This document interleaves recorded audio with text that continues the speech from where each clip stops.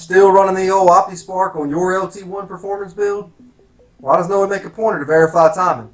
Today in the garage, we're trying to find a solution to that problem.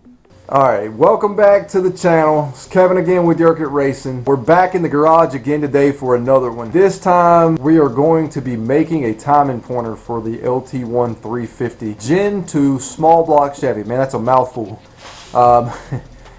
So apparently, after a ton of looking around, I can't find any on the internet for sale.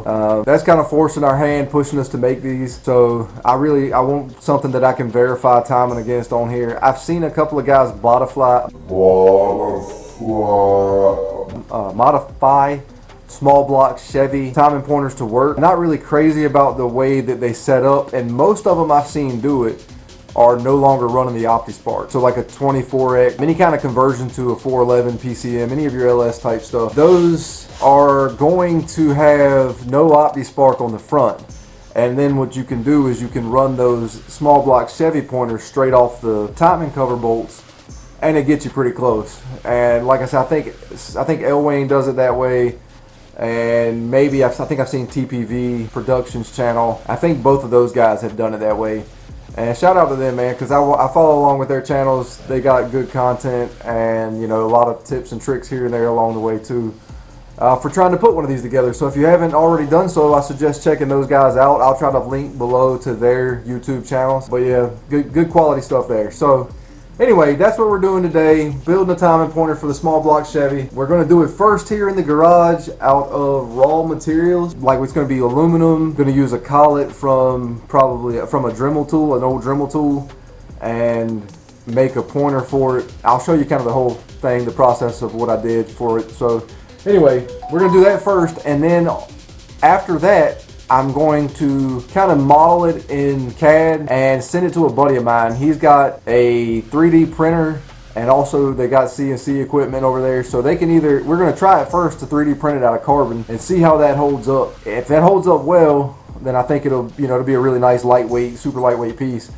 And if not, I'm going to get them to cut it out of billet aluminum. So that's the plan. Stick with me, guys. Thanks for following along. Let's get into it. Alright guys, so we're starting off by taking our water pump and putting it back on the block so we have a location to mock up our raw aluminum and try to start forming our bracket with it. I'm trying to make this thing somewhat universal fit to where it can be adapted to different cars with different accessory drives, and with slight modifications. So to begin with, where I have a 4th Gen F body car, all the accessories are over on the passenger side for this car. So I'm going to be working off the driver's side of the engine for the timing pointer for this application. I don't have a Corvette or Caprice or anything like that around, unfortunately, to test and see. I think those are set up different on their accessory drives. So ultimately, I would like it to be able to work on different applications, but we'll have to get some kind of R&D going on that. For now, though, we're working on this F-body. We're going to just get to work. Alright guys, so we're starting to take shape here. Had a little piece of 2-inch aluminum angle. We cut a 2-inch strip off of that, and then I just started grinding it back, shaping it to where I need it to fit around this water pump bolt, and I'm going to put a extension tube, like a bushing, to space it out off of the optispark, off the distributor bolt. So that's going to space out behind it. So I'll have the optispark bolt down here, and then the water pump bolt up here, and then this will kind of sit in line with the balancer, and I'm going to come off the bottom with the pointer. So that's kind of where we're at for now. Just going to keep massaging on it, trying to get it where we want it.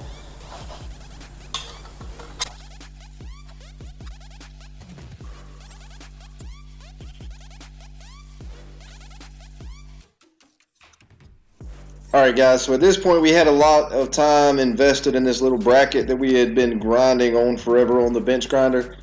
So really want to take our time here making as precise a measurements as we can take.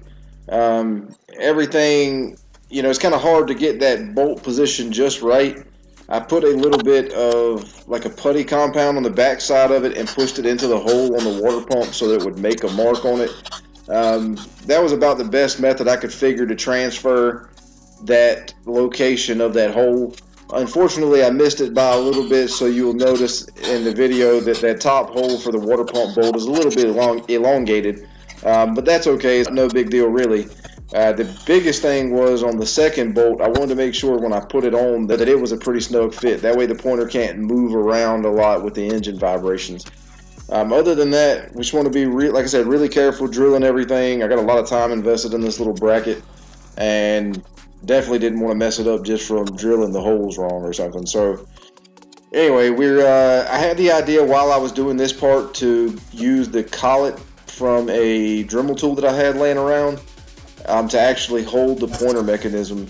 And the little brass pointer that we end up using, it's actually a L-shaped hook that you screw into a board. Turned out to be the perfect size to fit the collet. So I cut the threaded end off of the hook and then was able to slide that up in the collet and tighten it down. I tried to figure out a way to just bolt the collet, like find the threads, but it was a weird size thread and pitch to it to find a nut to go on the top side. So instead of doing that, I decided to weld the collet to the actual bracket that I had made and then solder in the actual pointer itself.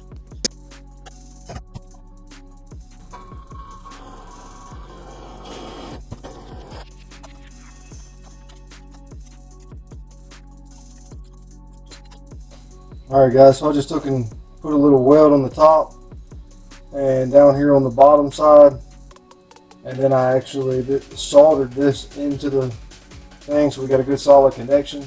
Don't really think it's going anywhere. So anyway, this will get us going for now, and then I'll send him this and try to see if he can print us out one. I think that would be pretty cool. So anyway, but basically just took the aluminum angle and cut a 2-inch strip off of it. Started grinding it on the bench grinder over here, and you know, after we hit it for a while, we got the shape we needed, found where our first bolt hole was going to be, and then drilled the second one, and we were good to go. So then we used the collet out of a Dremel tool, and the that little pointer down there that we actually were going to use, we're going to end up cutting off a portion of this. This probably, you know, somewhere along in here, we'll cut it off. So we don't need it to be this long. That's kind of the last thing I got to do to it, so we'll get that part done. Like I said, nobody really makes a timing pointer for the LT1, so I'm not sure how many setups this will work on. Mine is only has an alternator on it, and the water pump is electric, so not too many belts on mine to worry about. And I don't really have a factory water pump anymore to mock up and try to see if I can make one that more people could use. This one may work fine for other people. Basically, there's going to be a stand behind the small hole here off of the distributor bolt, and those will be that, and the water pump bolt right there beside it will be the ones that hold it. So that's basically it, guys. If you got any questions about anything, let me know down in the comments. I'd be happy to answer anything I can. But I know a lot of guys are trying to figure out ways to get timing pointers on the LT1s.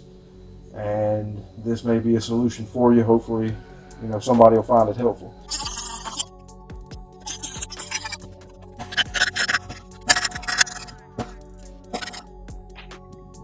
Alright guys, so we got the extra piece cut back off of our bracket. We got everything cleaned up. We just used the Dremel tool with a little cut off wheel. It made quick work of it. Once we did that, we mounted it back to the engine block so we could try to see how everything fit up. Really happy with the way it all turned out. Think it looks pretty nice. Keep in mind, this is supposed to be a rough copy that we will end up modeling in CAD to try to make a better finished product out of it. Yeah, like I said, for a first copy, it's really nice.